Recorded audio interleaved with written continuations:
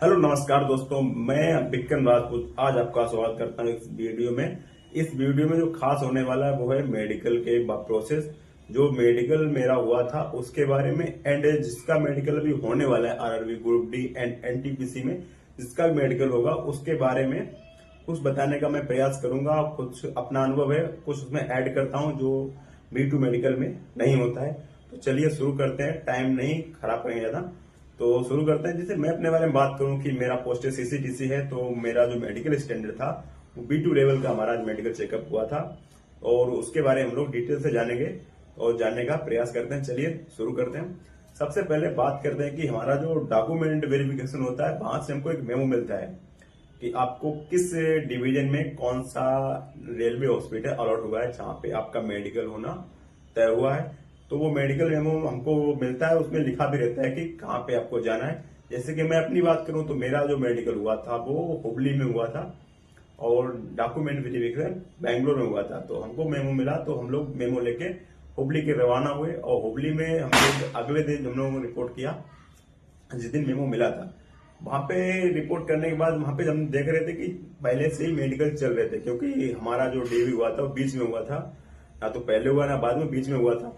तो हमसे पहले जो कैंडिडेट डीवी हुआ था हमारे पहले, तो उन लोग का मेडिकल चल रहा था।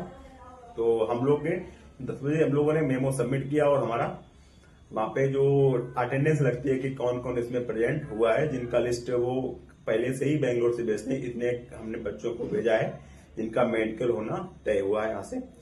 तो हमने लोगों ने वो जमा किया मेमो, और हमारा अटेंडेंस लगा, और धीरे धीरे हमारा जो मेडिकल की प्रोसेस है वो आगे बढ़ी। वो कुछ इस प्रकार आगे बढ़ी कि अटेंडेंस लगने के बाद हम लोग को अंदर बुलाया जाता है जहाँ मेडिकल के लिए डॉक्टर्स वगैरह रहते हैं। तो वहां पे सबसे पहले हमारा हुआ नॉर्मल बॉडी चेकअप।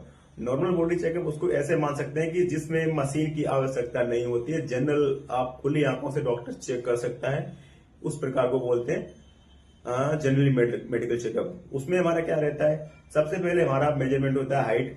सबसे पहले हमारा हाइट मापते हैं वो लोग, हाइट के बाद उसके बाद में हाइट के बाद हमारा वेट मापते हैं। वेट के बाद हमारा जो हाथ वगैरह चेक करते हैं कि कोई ऊपर से बोन वगैरह या कोई मार्क आइडेंटिटी मार्क रहते हैं, जैसे कि किसी का टैटू है ये मान सकते हैं, या फिर कोई ऐसी जो त्वचा पे या स्किन पे हमारा कोई ऐसा जो उनको लगे कि डाउटफुल यहाँ पे कुछ गड़बड़ है, जो रेलवे मानने में नहीं करती मेडिकल में, ऐसा कुछ वो लोग ऊपर से चेक करते दिखने में पकड़ा जाए, ऐसा कुछ जनरली मेडिकल चेकअप में करते हैं। इतना सब कुछ होने के बाद हम लोग को ले जाया जाता है जहाँ पे मेडिकल जो प्रोसेस में आगे रहता है, हमारा ब्लड टेस्ट होता है। हमारा जहाँ पे ब्लड सैंपल लेते हैं वहां पे हमको ले जाया जाता है, हमारा ले जाता है ब्लड, और एंड वहां पे एक नेक्स्ट टेस्ट होता है यूरिन टेस्ट का। तो यूरिन टेस्ट के लिए हमारा यूरिन सैंपल लेते हैं वो लोग, और देन उसके बाद हमारा बीपी चेक होता है। बीपी चेक होने के बाद हम लोग का शुगर भी वहीं पे चेक करते हैं वो लोग। तो जितने भी मेडिकल ये सेम से रखते हैं, जैसे ब्लड टेस्ट, वो ब्लड हुआ सैंपल, यूरिन सैंपल हुआ, और अपना शुगर चेकअप हुआ है, और बीपी चेक हुआ, तो ये सारे एक जैसे एक जगह हो जाते हैं। तो हमारा एक कराने के बाद फिर लोग सभी को एक तरफ से करा लेते हैं, उसके बाद नंबर नंबर से सबको भेजते हैं ईसीजी के लिए।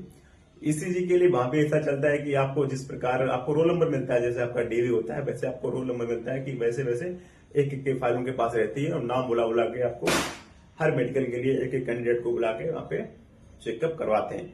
जैसे कि आपका ईसीजी के लिए आपको भेजते हैं, तो वहां पे ईसीजी में जो आपको मशीनें लगा के आपको चेक करते हैं कि आपका हार्ट से संबंधित जो भी बीमारी ना हो, या आप स्वस्थ हैं कि नहीं स्वस्थ हैं हार्ट को लेकर, तो आपका चेकअप सब ईसीजी में रिपोर्ट में आ जाता है। खास बात वहां पे ये होती है, वो लोग बोलते हैं कि घबराओ मत बिल्कुल भी, लेकिन घबराहट वहां पे होती है। आप जब बैठते हैं एकदम इस तरह से स्ट्रेचर पे, तो आपको घबराहट होती है, उसमें रिपोर्ट्स भी काफी निगेटिव आती है। तो ऐसा कुछ नहीं है, स्टार्टिंग में होता है, लेकिन जब धीरे धीरे वो आपको मेडिकल करवाते तो आपको बता उनको पता रहता है कि मैं डॉक्टर उसको कैसे चेक करना है। तो आपका हार्ट बीट बराबर करके आपका ईसीजी आपको हो जाता है।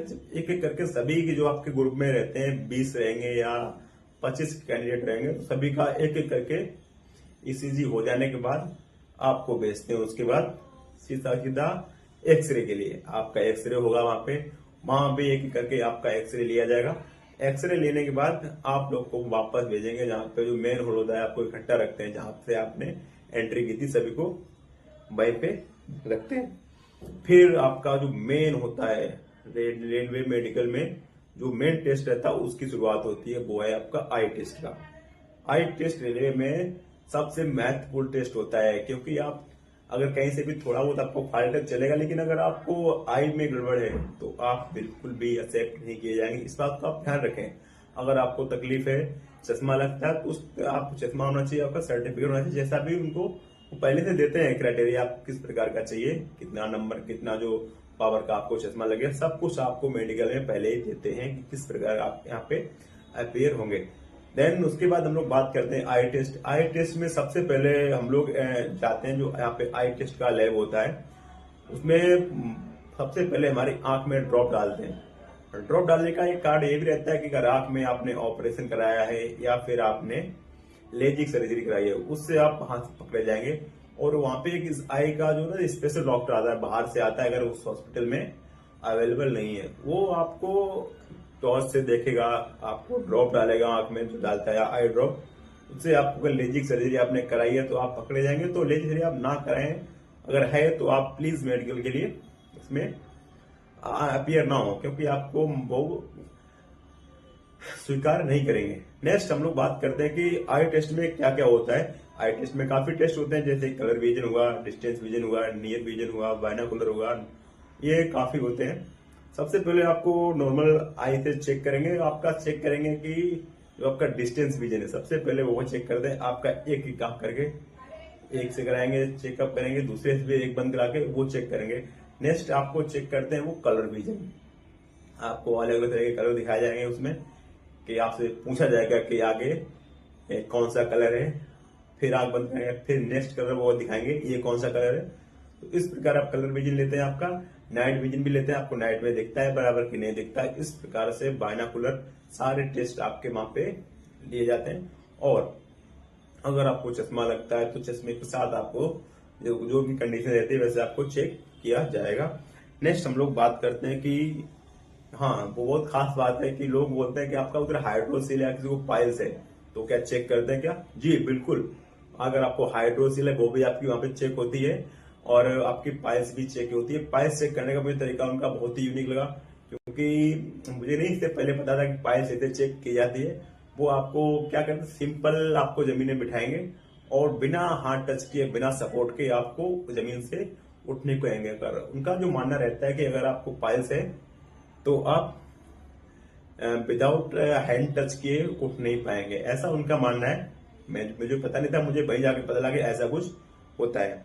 नेक्स्ट हम लोग बात करते हैं कि जो हमारा इतना होने के बाद हमारे जो टीथ होते हैं, हमारे टीथ की वो लोग अच्छे से चेक करते हैं, हमारे टीथ सारे बराबर हैं कि नहीं है, टूटा तो नहीं है या फिर कीड़ा तो नहीं लगा है, सारे आपके टीथ चेक किए जाएंगे। नेक्स्ट एक सवाल और रहता है स्टूडेंट का कि जैसे कि आपको देखते हैं कि जो फोर्स की नौकरी होती है, जैसे आर्मी हुआ या पुलिस हुआ, उसमें फ्लैट फुट हुआ, नॉक नहीं हुआ, ये सारे चेक करते हैं। तो रेलवे में भी क्या चेक करते हैं? जी बिल्कुल, रेलवे में ये सारे आपको चेक करते हैं, लेकिन नॉर्मली ज्यादा आपको उसमें खोजते नहीं है, ज्यादा बारीकी से नहीं करते हैं, लेकिन सिंपल आपको फ्लैट फुट हुआ, नॉक नहीं है, सब ये चेक किया जाता है। नेक्स्ट हम लोग बात करते हैं कि जो मैंने कल डाला था, एक रील डाली थी मैंने अपने सोशल मीडिया पोस्ट पे, तो उसमें मैंने सारे जो जितने भी टेस्ट होते हैं सारे उसमें मैं डाले थे लिस्ट बना के। तो मुझे लगा कि वीडियो बनाना चाहिए कि जो टेस्ट उसमें लिखा है मैंने कुछ बताऊं खुद के एक्सपीरियंस से, तो काफी अच्छा आपको लगेगा, आपको उसमें हेल्प मिलेगी। तो ये वीडियो खासकर होने वाला है एनटीपीसी ग्रुप डी के लिए। तो प्लीज वीडियो को देखें और लाइक करें और चैनल को भी सब्सक्राइब करें, जिससे मैं आगे वीडियो बनाने की मुझे प्रेरणा मिलती रहे। तो मिलते हैं किसी नए टॉपिक के साथ नई वीडियो में, तब तक के लिए धन्यवाद।